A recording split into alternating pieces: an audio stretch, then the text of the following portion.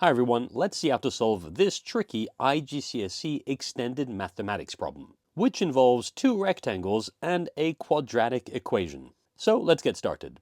The two rectangles we have here all have lengths which are written in terms of x. And we're told that the difference between the areas of the two rectangles is 20 square centimeters. And the first thing we need to do here is to show that x squared plus 5x minus 24 equals to 0. Now, questions like this one are quite common. In fact, if you look at past papers, I have no doubt you'll come across questions just like it. And this first question is often what students find tricky, because the question is, how do I get from these two rectangles to the quadratic equation that's given here? And the answer to that question lies in the first sentence that's given here.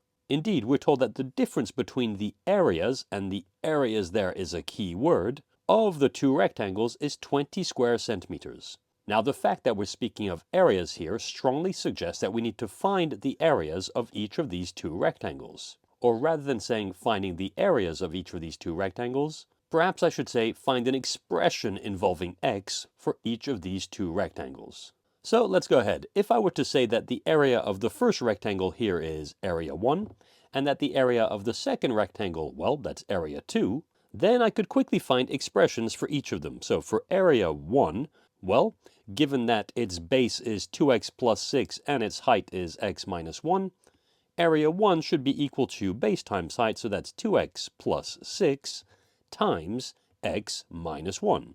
And if I expand this pair of parentheses, that quickly turns into 2x squared minus 2x plus 6x minus 6. Finally, gathering these two middle terms here, we get an expression for the area of the first rectangle involving x, and that's 2x squared plus 4x minus 6. And I suppose I could go ahead and box that first result. There we go. Now I'll do the same for the second rectangle and area 2. And I'll do that underneath here, so area 2, well, that's equal to its base, so x plus 1 times its height, x minus 2. And so if I quickly write that, that's x plus 1 times x minus 2. And again, I distribute. That turns into x squared minus 2x plus x minus 2. And gathering these two middle terms, we quickly find that area 2 is equal to x squared minus x minus 2. And that's the expression for area 2. And again, going back to the first sentence we're given here, we're told quite clearly that the difference between these two areas is equal to 20 square centimeters. And although this illustration isn't drawn to scale here, it does suggest that the first rectangle is bigger than the second one. And in fact, if we look at the side lengths carefully, we'll quickly realize that that has to be true. And so the difference between the two rectangles would be A1 minus A2, or area 1 minus area 2. And so here we're told that it's equal to 20 square centimeters. So area 1 minus area 2 has to be equal to 20. And remember, we need to show that this quadratic equation holds, which now suggests that we need to replace the A1 and the A2 here by the expressions we just found.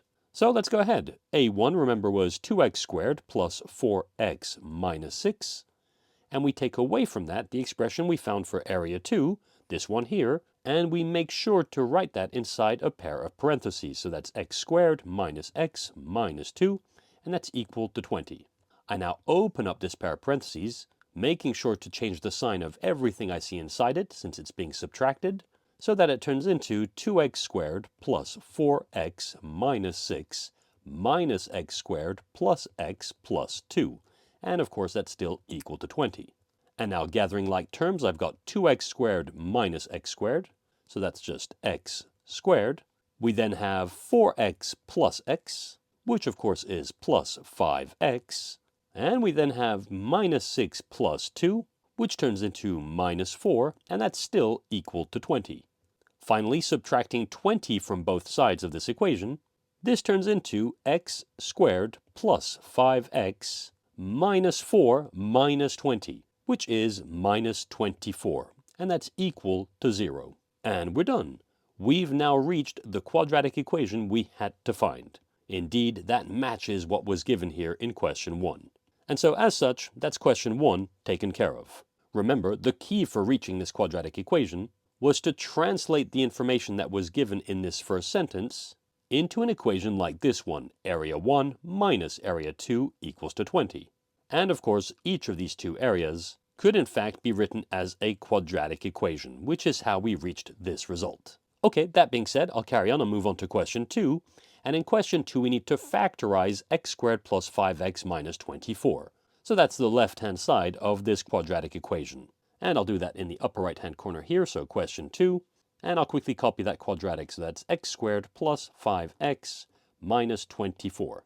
Now to factor this quadratic, since the x squared coefficient is 1, indeed it's 1 times x squared, we simply don't write the 1, all we need to factor it is to find two numbers, which we could typically call p and q, such that their sum, p plus q, is equal to the middle coefficient, which is positive 5, and their product, p times q, has to be equal to the constant term we have at the end, negative 24. So p times q equals to negative 24.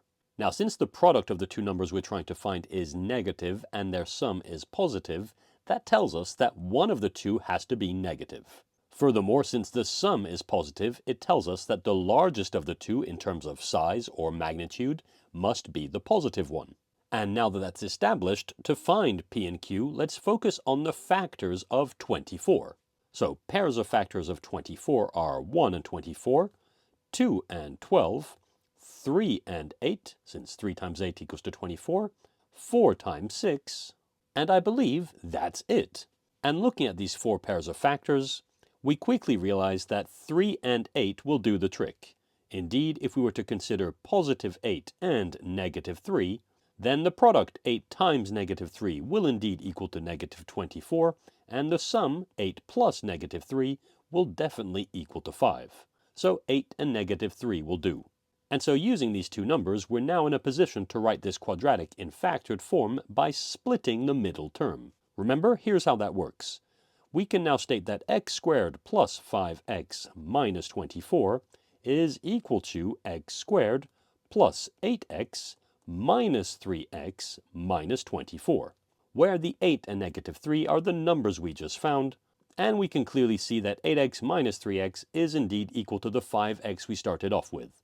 And before I carry on, if you're wondering if you could have written x squared minus 3x plus 8x, instead of what I wrote here, the answer is yes, the order doesn't matter at all, you'll get the same result in the end. That being said, I carry on and I write the first two terms we have here in fully factored form. Now the highest common factor of x squared and 8x is just x, so this is equal to x times, in parentheses, x plus 8.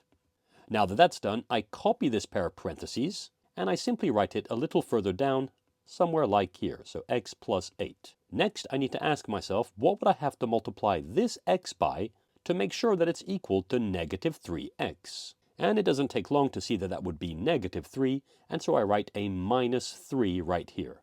Finally, I take this x and this minus 3, and I write them inside their own pair of parentheses to write this quadratic in fully factored form as x minus 3 times x plus 8. And we're done. X squared plus 5x minus 24 is equal to x minus 3 times x plus 8. And that's question 2 taken care of. Finally, we move on to question 3, in which we're told solve x squared plus 5x minus 24 equals to 0 to find the difference between the perimeters of the two rectangles. Alright, so in other words, for question 3 we need to solve the quadratic equation. And so let me quickly copy that equation again. That was x squared plus 5x minus 24 equals to 0, which, thanks to the factored form we just found, we can say is the same thing as solving x minus 3 times x plus 8 equals to 0. Now, this product will equal to 0 if either one of the two pairs of parentheses equals to 0. In other words, if either x minus 3 equals to 0, which would mean that x equals to 3, or if x plus 8 equals to 0, which would mean that x equals to negative 8. But now, careful, there's a catch. In questions like this one, you should always ask yourself whether or not these two solutions are possible. Remember, each of the expressions we see on the sides of our rectangles here are lengths of the sides of these rectangles. And so we need to ask ourselves whether or not replacing x by either 3 or negative 8 makes sense. And just by looking at the side length we have here, x minus 1, if we were to replace x by negative 8, it would mean that this side length, or the height of this first rectangle, is equal to negative 8 minus 9, so that would be negative 9 centimeters, which doesn't have any meaning. So the solution x equals to negative 8 isn't possible.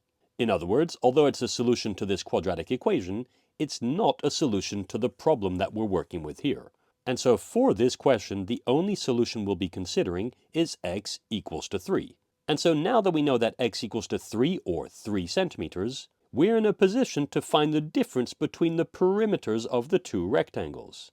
Indeed, if x equals to 3, then this x minus 1 will be 2 centimeters, and this 2x plus 6 will be 2 times 3, which is 6 plus 6, so that's 12 centimeters, so that's equal to 12 centimeters. And for the second rectangle we have here, well, x plus 1 would be 3 plus 1, so that's 4 centimeters.